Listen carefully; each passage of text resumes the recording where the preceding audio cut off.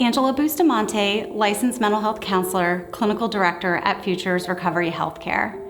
I'm here today to discuss why holistic services are effective in dealing with patients who struggle with substance use disorders. As a trained clinician, there's nothing more than I want than for somebody to be able to have a life worth living. And in order to do that, there's not just one pill. There's not the magic wand. There's a lot that goes into providing care and treatment for people struggling with substance use disorders. When we take that initial assessment, the biopsychosocial, and we break it down, it's all aspects of a life that a person is living, from their biology to their psychology to their environmental factors. It reviews stressors and triggers. It reviews how patients handle what they're dealing with on a daily basis. And to say that there's one approach, there's only one modality, there's only one pill that will help treat this complex disease of addiction is just not quite fair. In order to provide the best care, clinical excellence, we really have to peel back the layers of the onion and see, okay, they're using substances, and why? Why are they self-medicating? Is it something much deeper? Is it complex trauma? Maybe they have ongoing chronic pain. How can we explore what's going on with this patient and how does it translate to the treatment plan so they are provided the most individual treatment plan and treatment services they can receive? And that's not just through talk therapy. That's through using several different modalities, from psychotherapy to medication management, incorporating spirituality, support groups, incorporating family therapy, exercise, nutrition, incorporating yoga, mindfulness, and experiential therapies. Those services are what's going to provide a very holistic and comprehensive view on how to treat this disease of addiction. As a clinician in the field for over 15 years and going to grad school and learning some of the therapeutic frameworks and approaches for dealing with substance use disorders and mental health, one of the biggest key therapeutic frameworks that I remember was cognitive behavioral therapy. And not that that's a terrible approach, it's super effective.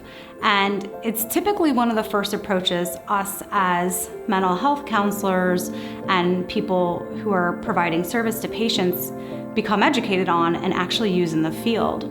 And it's really exciting to see that over the past few years, there's been more of this comprehensive approach to counseling where people are becoming trained more in EMDR and experiential therapies, in brain spotting, and in mindfulness, in dialectical behavior therapy. We know that in conjunction with CBT, medication management, DBT, EMDR, some of those therapeutic frameworks really have that ability to address some of those underlying issues that are contributing to substance use disorders. Again, it's not just about the substance use. It's not just about the patient or your loved one self-medicating and using substances. It's about what's going on underneath, the complex trauma, the chronic pain, the depression, anxiety, fear of how to have a life worth living because maybe all they know is how to self-medicate. Providing holistic and comprehensive services gives an opportunity for a loved one, a patient, maybe even yourself, to have a very holistic view of how to have a life worth living. We all hear this term, individualized therapy. And what does that look like? When we incorporate holistic services and activities, we really have that true opportunity to provide a comprehensive treatment plan to a patient to address their biology, their psychology, and their social environments, to review and treat stressors, to make a plan for how to handle educational stressors, occupational stressors, and financial stressors, how to address complex trauma. What do we do for that? Do we provide EMDR, dialectical behavior therapy? Do we provide cognitive behavior therapy? Or we incorporate some medication management, follow-ups at psychiatry and medical providers? Do we look at adding wellness services like yoga and mindfulness and maybe even some physical therapy?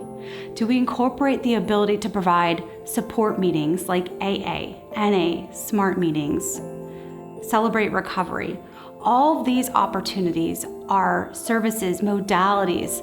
They're an opportunity to build skills and tools, not just from the cognitive level, but also on the biological level, to help a patient be able to address stressors when they go back out into the real world. And that's a benefit of being in residential treatment. There may not be one magic pill. There may not be one magic wand. And it might not be as easy as telling your loved one or having you just step away from the substance or the alcohol. It's just not that easy. But there are a lot of opportunities out in our communities, our treatment providers, our medical providers. Everyone is really starting to get to this holistic approach and starting to provide holistic activities, strategies, services that can treat the whole person. These services will help address the complexity of the disease of addiction and other mental health issues.